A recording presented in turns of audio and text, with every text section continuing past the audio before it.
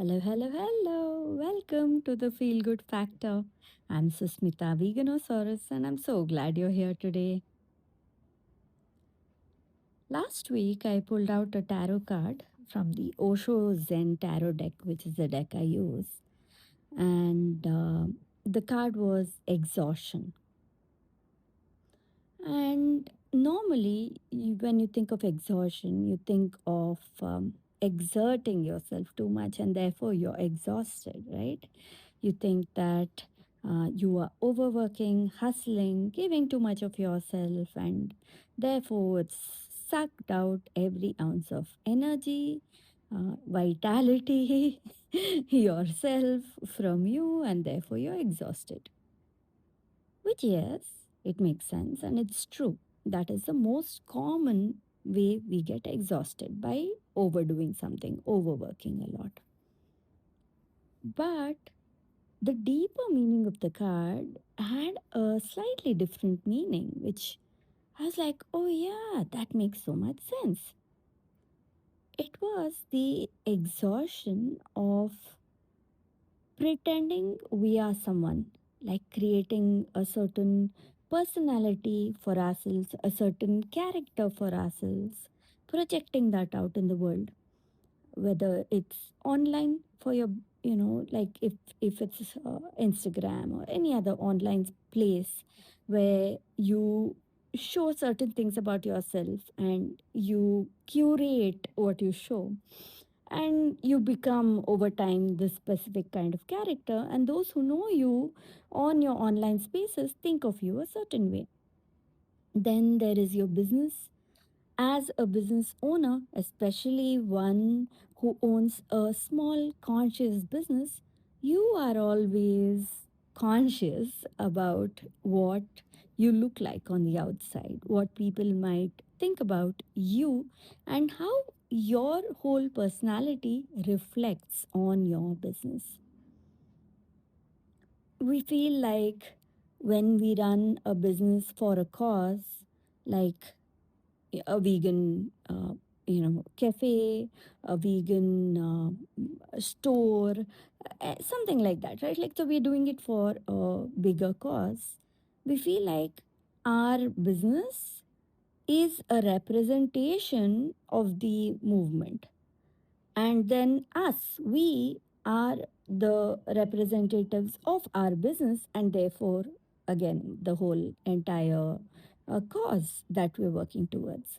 And that puts a lot of pressure on us. So then we feel like, okay, we need to present ourselves a certain way, we have to behave like this, and this is what people think. And you know what, there's nothing wrong with creating a persona around yourself, especially as your business self, right? As a business owner, as a brand owner, there's nothing wrong with creating a persona. But where we fall into the trap is when we feel like we have to forever be that person. We have to always keep this persona. And there are times when we need to be flexible, change, grow, remold ourselves into something else. And we are afraid to do it because we've already set certain rules for how our character, our personality has to be. And since we've already set those rules, we are a certain kind of person on the outside, and then we are afraid to show any changes, to show any transformation, because you're like, oh no, I'm this, I've always said this is who I am, this is what I am, this is what our business is, this is what my business does, this is what our brand represents. Now I cannot pivot or change or transform or make certain small shifts, but significant ones. We can't do this. This is a common fear. We're always worried about this. But believe me, as you grow, as your business grows over the years, you will need to change. You will need to transform and blossom and kind of spread out your branches, your wings, and flower more. uh, I'm mixing up all kinds of metaphors here.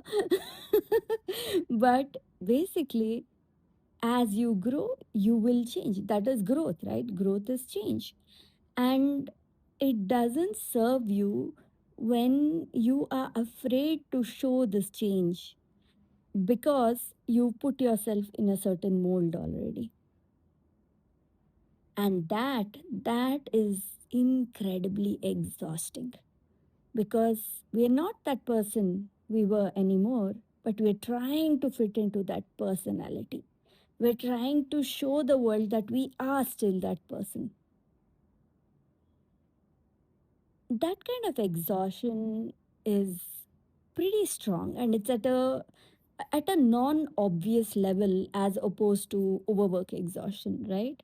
It's more subtle, but it's very, very important.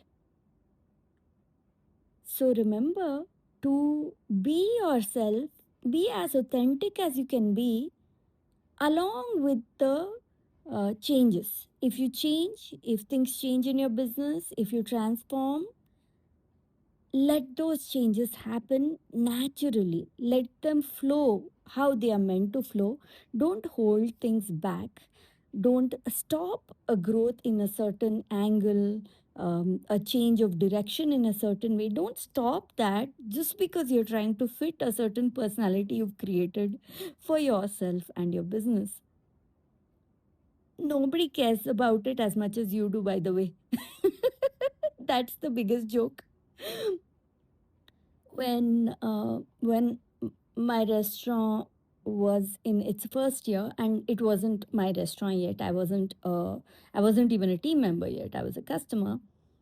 The concept was so focused on health, gluten free, oil free, blah blah blah, vegan, of course. That is the core behind the restaurant, right? But beyond that, there were all these other focuses, and then they were hesitating to switch and change because they're like, no, no, this is what our customers expect out of us. Our focus on health, and we care about health and health and health and health. So then when I came in, and I took over the business. I had more responsibility in the business. At that point of time, I changed things. I kind of broke the shell within which that the whole concept was. And I'm like, yeah, sure, we care about health, but health is not our primary focus. And therefore, these are all the options people have. And anyway, vegan food is healthy most of the time. So then let's give people the choice how much healthier they want to be on top of that. And just by giving people that choice, instead of losing our regular customers, what happened was we gained a lot more new people. So think of what boxes you've been kind of stuffing yourself and your business in, your brand into, and see where you need to stretch and expand a bit, but in alignment with your core principles. If you have one or two core principles based on which you started your business, like I would never ever change my restaurant to a non-vegan restaurant. We closed it several years ago during the pandemic, but up until the point, from the day it began till the day it ended, it was always an ethical vegan restaurant. That is the strongest, hardest core of the whole business. Around that, we made a lot of changes and transformation. And every change and every transformation helped us expand more, grow more, make things a little more smoother, easier for us, reach out to newer people who we hadn't even thought of reaching before. It helped in so many ways. So, your homework for you today, this week, or this weekend, if you're listening to this right as I publish it on Saturday night, India time, your homework is to ask yourself where you're putting these very exhausting restrictions on yourself where you don't need to, where it's time for some shifts and changes, whether it's in the way you yourself talk and behave, and how you present yourself out in the world, Or if it is your business and the way you run it and the things people expect out of you, and therefore you're trying so hard to fix yourself to those expectations, limit yourself to those expectations. Figure that out and see where you can start making those changes and allowing yourself to blossom and expand out of the box where it really needs to be done. So be brutally honest with yourself, and then very wisely and gently start making the shifts and transformations. Here's to not feeling exhausted anymore trying to fit into a little personality, a persona box that you've created for yourself. If you enjoyed this episode of the Feel Good Factor, if it was inspiring and you feel like you took something away from it, then tell a friend about it. Share this episode with someone who might be able to use it. It is the feel good factor, so it's not just for small conscious businesses, though, yes, they are the people I help most, you are the people I want to focus on most. But today's lesson is something I believe can apply to a wide variety of people in a wide variety of situations. The exhaustion of trying to meet expectations. So, if listening to this lesson made you think of someone or several someones, share the link. Whatever podcast app you're listening to this on, Apple Podcast, Spotify, Castbox, wherever you're listening to this, take the link and share it with whoever you think will have an impact on. All right. Thank you so much for listening to the Feel Good Factor. I'm Susmita Veganosaurus. I'm so glad you were here today. Talk to you again next week. Take care. Bye.